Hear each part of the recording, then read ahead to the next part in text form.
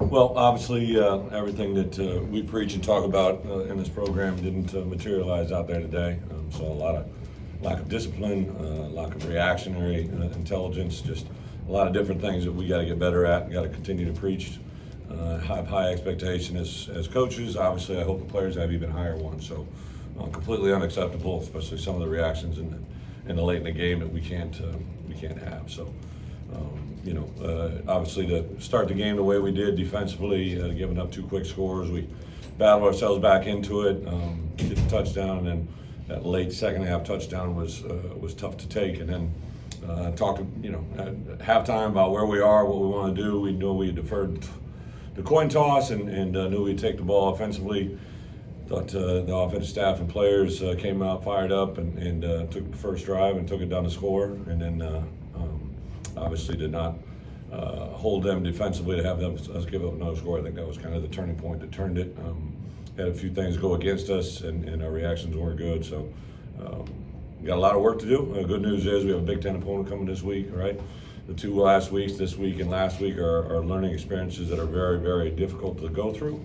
But unfortunately, where we are right now, that's part of the process. So take a lot of responsibility. It's just unacceptable coaching and the reactions that our guys had to adversity there was not what we're looking for. So we'll get that addressed as soon as tomorrow. Bret, what are you seeing are the most worrisome trends on defense the last 2 weeks? Yeah, I think the big one defensively is, we had some, the first play, first significant play was an ME, right? A guy that adjusted to something that was the improper adjustment. So when those things happen, it's either A, they knew the answer and didn't do it, or B, they did an answer or did something that they weren't supposed to do. So really got to address the failure to execute our basic game plan early on. I knew they were going to do a couple formations, a couple adjustments, and that's why we wanted to try to keep it simple and make our guys keep the ball in front of them. That's not what we did, obviously, in the back end. Yeah, how challenging is it, the second game in a row where you do find yourself in a Yeah, really the one deficit? thing you can't do is you can't coach confidence, right? Like a kid has to feel that. He has to. It's a very hard thing. You can say things and do things and try to build it up, but until they've actually done it, until they've actually, executed it in a big time environment, they tend to flinch and go back to things they've reverted to. I look Tony Adams, who's got more than enough ability and mental strength and love to attitude and everything, and he's got a routine plays on top of the guy, and he just grabs him, he flinches. He actually almost makes an interception, but his reaction was to grab one, and it's a penalty, and that's just something that's hard for us to get, but it's something we got to keep preaching and coaching and hopefully get it out of them. Along those lines, Bret, taking over a program that hasn't won. Yeah. What other than that, what are the hardest parts of turning that mindset? The unwavering way of emotion of just doing it the right way over and over and over, even when they haven't seen it, right? To be able to battle through the adverse moments, and then there's going to be one moment, there's going to be one time where somebody's going to do something that'll kind of just affect the whole sideline. And when that happens, I think it'll be significant, and we'll definitely feel it when it happens. But it's something you can't really force. It's just got to naturally come out of there. I think defensively, also we got to get guys that are just ready to just pull the pin and go, right? Like react to what they see and make a play. There's a lot of things offensively that they do, but the number one thing we got to do is tackle, and that's something I didn't see. Going back to last spring to this fall, we hadn't missed tackles, and today we missed a lot of tackles. Brett, the decision to go with was Brandon fully cleared? Was that Yeah, didn't get cleared until literally at the end of this week. He didn't get any practice reps. Really didn't want to. He literally didn't take any practice reps. He threw and was at practice, but wasn't cleared till basically game time. And to put him into that situation just isn't fair to him. What did you see maybe in that first scoring drive in the second half that worked well, and then maybe what wasn't repeatable For us after offensively? Yeah. I thought,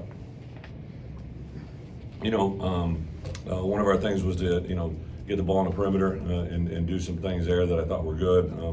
When Josh was in there, when McCray's in there, we, threw in some pass plays, right? He had been there primarily when it was run plays, so we gave up a couple different looks to them that we had shown earlier in the season as well as during the course of the game, but just playing with some confidence. We stayed ahead of the chains. I thought that was a big part of our game plan, was to stay ahead of the chains offensively, and that we were able to do that.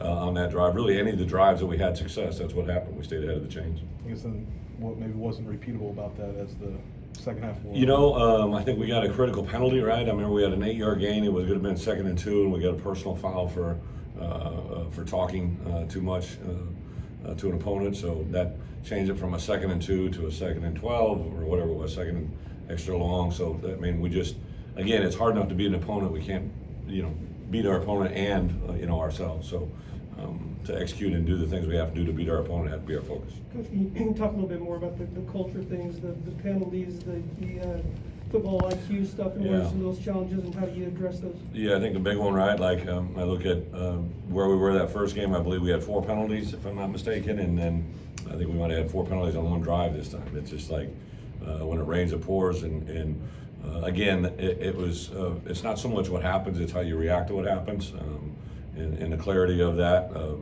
Even myself, like I have to make sure that I handle the moment and react to the things that I see in our players. There's definitely some teaching moments that we had today that I think will be even more maximized tomorrow during film sessions. And the fall behind early, does that take you a little bit out of your comfort zone offensively? Well, to be on the road, right, and to be down 14 before the midway through the first quarter is not a positive thing. But I did like the response that our offense gave. Defensively, they came in and played all the way to, I believe, that 3-minute mark. But again, that drive, if I'm not mistaken, was or early in the second half was created by we get them into 3rd down, 3rd and 4, and we jump offside, right? I mean, we just some things that we can't do. You can't do everything you're supposed to do to get them in a 3rd down situation and give them a free play. I think you talked about something along the lines of something will happen and that confidence will kind of spark. Yeah. Those galvanizing moments, I mean, you can't really force them, but is there any way you can accelerate Yeah, them? I think that's the number one driving force for our coaches, right? Is to put it in their hands. Offensively, defense, special teams. You give them a plan, you give them the execution, you give them the fundamentals, you coach them. But until they feel it, right? It's one thing to know it, right? Like, I know how to do this, I know how to do that, but they got to feel it. They have to be able to understand this is when it happens, right? When I do this, this is the result. And until they go through that, until they feel that, it's more of just something we're chasing. I know you're focused on this season, but how does all that play into recruiting? Is it a recruiting issue? And have you identified these last couple of weeks what some of your needs are? I appreciate the question. I think recruiting is recruiting, right? Like, when I'm out on the field during a game, like, I'm not thinking about recruiting. Football is football. Played on Saturdays. Everything always affects recruiting, right? From every press conference to every phone call you make to every detail that we do during the course of the week. But game days is its own special entity. Obviously, the defeats and victories will affect recruiting in that regard. But I don't really ever look at recruiting on a game day environment, right? The roster is what we had and what we did and what we added till fall camp, and now we'll play the season as we see it, and then then we'll make a transition to next year's roster and that. But I don't really see it as that. With Brandon cleared going into next week, what's the next week look for you? At the Yeah, quarterback I think a position? short week. Obviously, Brandon's played a lot of football, so once he's been back into practice and get himself in an environment, we'll see where he's at physically, right? Just not if he's physically cleared to play, but now it's the quarterback is a critical position. So I think to have him and Art both with a lot of experience is nothing but a positive. Oh, sorry. You changed some offensive line things at the start of games. I know they all rotated. Yeah. What did you see out of that group? Yeah, so Julian Pearl came in last week and did some really good things, had 17 plays and played really well. So we moved him into the guard, which is something we had actually done in fall camp.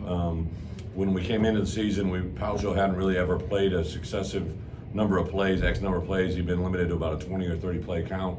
And really, even going into our opener against Nebraska, we wanted to keep a minimum number on him. So we knew that the only guy really that we felt could play tackle at this level was also JP. So once Palcho gave us an indication that he felt good playing an entire game, then we felt better about moving Julian in and trying to get our best 5 offensive linemen on the field, and that's kind of what drove it more than anything. Coach, I imagine this type of frustration and adversity is hard to replicate in a practice. So how do you move forward from some of the things that you mentioned of, okay, we didn't have the right reaction to this, we didn't do that the way we wanted to? How do you replicate that and maybe move forward? Well, you know, I think first the assessment of it, right? We have to understand what happened, right? So, in my belief, right, there's actually probably some guys that don't even realize consciously that that reaction wasn't correct, right? Like it literally has to be pointed out. They have to be aware of it, and then they have to be obviously be able to learn from it. I think that's the hardest thing sometimes when you're taking over a program, when you're beginning to establish this mentality is, you know, as a coach, you identify it. Maybe, you know, somebody from the outside looking in realizes an issue, but unless you can actually, you know, have a young man replicate and give you confirmation like, yes, that was the incorrect response, that's kind of where we're at right now. So I think just to be able to do that is a big step in the right direction. And injury-wise, I saw Sidney Brown didn't play the second half. Yeah, Can you share about him? Yeah, I think he in the first quarter, if I'm not mistaken, took a shot to the shoulder, and that's basically what kept him out. I know at halftime they told me he wouldn't be back in the game, but I don't think more than that. Joy, anything else? Go ahead, Joe. It's okay. It was just a couple of times I saw you get a little deeper down in the depth chart defensively. Was that schematic? Were you trying to find a little bit of a pop there? Or? No, I think you know, I don't know exactly who, but like you know, obviously with the departure of CJ, right? That you know brought in a lot of different options at linebacker. I think McCarron got in there. Tariq obviously last week and this week. Kaylon Tolson. I think on the edge we wanted to play more of the next group of defensive ends, OC and Isaiah. But really was excited to get all those outside linebackers in the room, and especially a young guy, Dwayne Johnson, got out there. He's just a very twitchy, good edge rusher, a guy that I was excited to see do some things out there. And then in the back end, we don't have a lot of options, but we did play Taz a little bit more, and I think Quan made a couple big plays, so hopefully that's something that we continue as a positive. Okay, thanks, guys. Go.